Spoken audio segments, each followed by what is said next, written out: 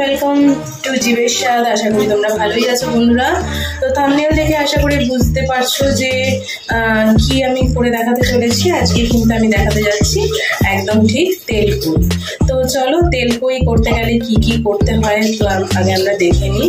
এখানে আমাদের দিতে হবে, প্রথমে আমার কড়াই গরম হয়ে গেছে, আমি দিয়ে দেবো তেল। এবার তেল যে দেবো এখানে কিন্তু এই যেহেতু কথাটা তেলকুই, তা সেই হিসেবে তেলটা কিন্তু বেশি দিতে হয় এখানে, কেননা তেল না থাকলে ওই যে কথায় বললাম তেল কই, কোথায় তেল, তেল না থাকলে তো তেল কই হবেই না, তাই না? তো চলো দেখতে থাকি তেলকুই। প্রথমে আমার কড়াই গরম হয়ে গেছে, আমি এবার দিয়ে দেবো এর মধ্যে তেল।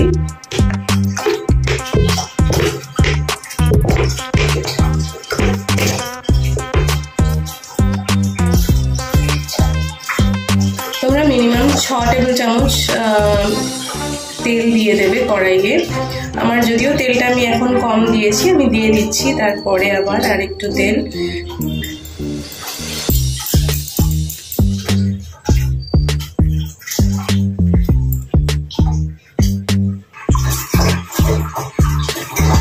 এবার দিয়ে দিলাম এখানে আরেকটু সর্ষের তেল এর সাথে।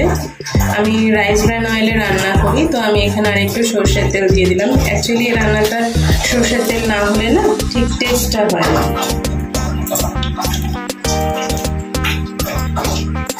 তো এবার আমার তেল গরম হয়ে যাক, ততক্ষণ আমি তেলটা গরম হোক, আমি তারপরে আবার ফিরে আসছি। তো বন্ধুরা এখানে আমার তেল কিন্তু ভীষণভাবেই গরম হয়ে গেছে। এবার আমি এখানে ছেড়ে দেবো মাছগুলো এক এক করে।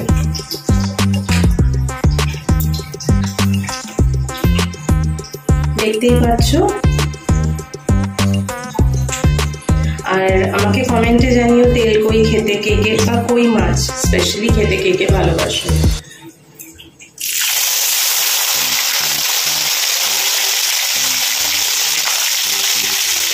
কই মাছগুলো আমি ভালো করে হলুদ আগে মাখিয়ে রেখেছি।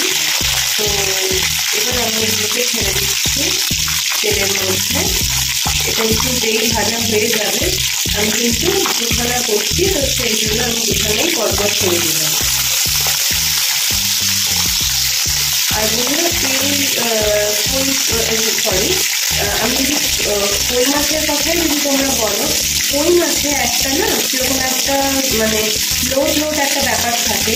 তো ওইটা যদি তোমরা একটুখানি ভালো করে যদি ধুয়ে নাও তাহলে কিন্তু আর থাকে না। এবার ধোয়ার পরেও দেখবে একটা লোড ব্যাপার থেকে যায়। তো সেই ব্যাপারটাকে সরানোর জন্য আমরা কি করে থাকি, মানে আমি কি করি, আমি একটু নুন নিয়ে হাতে ভালো করে এপিট ওপিট করে ভালো করে ভেজে নিই। তাতে কি হয়, ওই লোড ব্যাপারটা চলে যায়। তো তোমরাও সেরকমভাবে ভালো করে পরিষ্কার করে নিও। আমি এটাকে ভালো করে পরিষ্কার করে নিয়ে তারপরে আমি কিন্তু নুন হলুদ মাখিয়ে রেখে দিয়েছিলাম ফর 5 মিনিট। তারপরে কিন্তু আমি এটা তোমাদেরকে করে দেখাচ্ছি। তো চলো পরপর দিতে থাকি। বেশ লাল লাল করে এটাকে ভেজে নিতে হবে এই মাছটাকে। আর তোমরা কিন্তু আমি বারবারই প্রত্যেকটা মানে রান্নার ক্ষেত্রেই বলি, পুরো এপিসোডটা কিন্তু তোমরা মানে পুরো রান্নার এই ব্লগটা তোমরা কিন্তু পুরোটা দেখে স্কিপ করো না, তাহলে কিন্তু তোমরা কিছু না কিছু একটা মিস আউট করে যাবে। তো চলো দেখি তেলকুই আমি কিরকমভাবে করবো। আমার ছেলে, আমার হাজব্যান্ড, ইভেন আমার মা, আমার বাবা যখন ছিলেন, আমার বাবা, তো এরা কিন্তু ভীষণ এই তেলকুই, আমার বাবাকে স্পেশালি ভীষণই পছন্দ করতেন তেলকুই খেতে। তো নিরাশন দেখতাম মা রান্না করে দিত। আমি মায়ের জন্য সম্ভব না, তাদের যতটা সম্ভব করে দেখাচ্ছি। মাছগুলোকে এদিক করে দিলাম, মাছগুলোকে জাস্ট পাল্টে দিলাম, কেননা ওপিটটা ভাজা হয়েছিল। তো এই পিঠটাও এবার ভালো করে ভেজে নেব। এবার ভেজে নিয়ে আরও একবার এটাকে পাল্টাবো, কারণ দেখতেই পাচ্ছি এটা কিন্তু আরেকটু ভাজা হবে। ঠিক আছে, এটা ভালো করে ভেজে নিয়ে তারপরেই করতে হয়, তবে ভালো লাগে আর কি এটা খেতে। আর যেটা বলার সেটা হচ্ছে তোমরা কিন্তু যদি ফেসবুক থেকে দেখো তাহলে অবশ্যই লাইক অ্যান্ড ফলো করে দিও। যদি অবশ্যই ভালো লেগে থাকে তাহলে লাইক করো, ফলো করে দিও।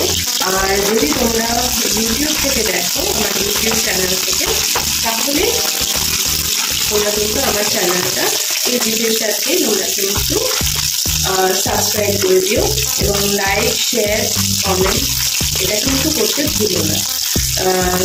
তো চলো পরপর দেখতে থাকি আমরা কিরমভাবে করছি।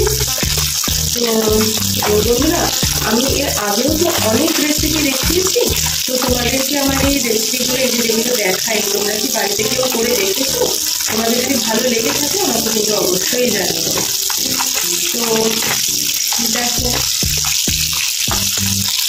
আমার আরেক কিছু ভাজা হয়ে গেল। এবার এটাকে আবার কিন্তু আমি আরেকবার পাল্টে দিই। বুঝতেই পারছো, আমি আরেকবার এটাকে পাল্টে দিলাম।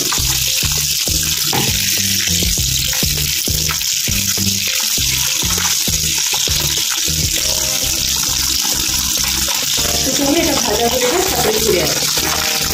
বন্ধুরা, কই মাছগুলো ভাজা হয়ে গেছে, এবার আমি এটাকে তুলে নেবো। কই মাছগুলো তোলা হয়ে গেল।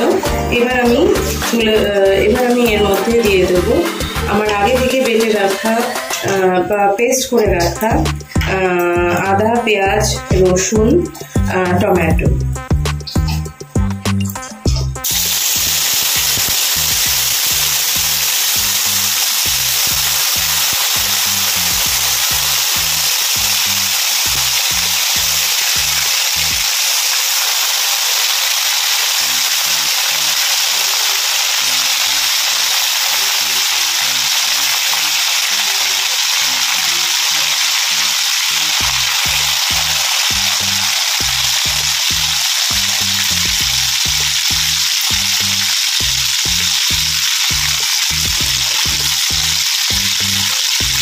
আশা করি দেখতেই পেলে তোমরা, আমি কিন্তু এখানে একটু পেস্ট দিয়ে দিলাম, আদা, পেঁয়াজ, রসুন, টমেটো পেস্টটা দিয়ে দিলাম।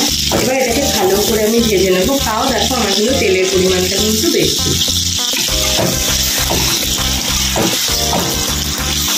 তো চলো এটাকে একটু ভেজে নিই, তারপরে ফিরে আসছি। তো এবার আমি দিয়ে দেবো এক এক করে মশলা। এখানে দিয়ে দেবো আমি হলুদ গুঁড়ো,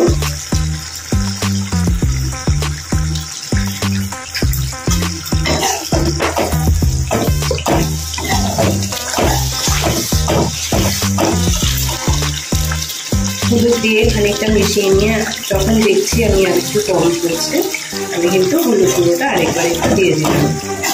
তবে হ্যাঁ বন্ধুরা, তোমরা কতটা পরিমাণে করছো ডিপেন্ড করে তার উপরে। তো আমি সেই জন্য এগুলো কিন্তু কতটা নিতে হবে বলি না। দিয়ে দিলাম জিরে গুঁড়ো, ঘরে তৈরি করা যেটা। আর এবার দিয়ে দেবো আমি লঙ্কা গুঁড়ো,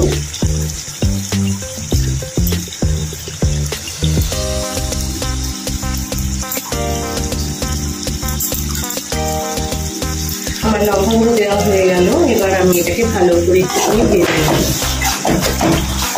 দেখো আমার তেল কিন্তু টেনে নিয়েছে অনেকটাই, মশলা দিয়েছি, তারপরে সমস্ত তেলটাই টেনে দিয়েছে। এখানে কিন্তু পরে আমাকে আরেকবার একটু তেল দিতে হবে, তা না তো তেল কই কিন্তু হচ্ছে না, তাই না? তবে হ্যাঁ, আগে আমি করে দেখে নেবো, তারপরে কিন্তু তেলটা দেবো। এটা আমি ভালো করে এবার ফ্রাই করে নেবো। মশলাটা আমার ভালো করে আগে ভাজা হবে, তবেই কিন্তু আমি এর মধ্যে জল দেবো। চলো মশলাটা আগে ভেজে নিই, তারপরে ফিরে আসছি। তো এখন বন্ধুরা, মশলা দিয়ে কিন্তু তেল ছাড়তে আরম্ভ করেছে, তার মানে আমার মশলা কিন্তু ভাজা হয়ে গেছে। এবার এর মধ্যে আমি দিয়ে দেবো সামান্য একটু জল। খুব বেশি জল দেবো না, কেননা আমার মশলাগুলো তো ভালো করে ভাজা হয়েই গেছে। সেটা খুব বেশি জলটা দেবো না। আর তেল জলটা বেশি না দেওয়াটাই বেটার, তাই না? তো চলো, কেননা মাছটাও আমি বেশ সুন্দর করে লাল লাল করে ভেজে নিয়েছিলাম। তো আর কিন্তু আমার কড়া করে আর কি ভেজে নিয়েছিলাম। আর এরপরে কিন্তু আমার জলটা বেশি দিতে লাগবে না। তো চলো আমার এখানে একটু মশলাটার মধ্যে একটু জল দিয়ে দিলাম। এখানে একটু জল সামান্য, ব্যাস, আর জল কিন্তু আমি দেবো না।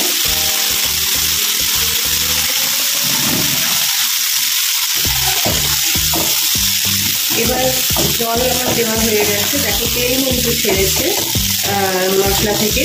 তো এবার যেটা করবো সেটা হলো এর মধ্যে একটু নুন দিয়ে দেবো। তোমরা কিন্তু আমার গরম হয়ে যায়, নুন দিতে ভুলে গেছি। তো চলো এবার নুনটা দিয়ে দিই। বন্ধুরা আমি স্কিপ করে দেখাচ্ছি, মানে টাইম পজ করে দেখাচ্ছি যাতে ভিডিওর লেন্থটা না বড় হয়ে যায়। তো আমি দিয়ে দিলাম নুন। এবার আমার ঝোলটা কিন্তু মোটামুটি রেডি, মানে কই মাছগুলো এবার ছেড়ে দেবো এর মধ্যে।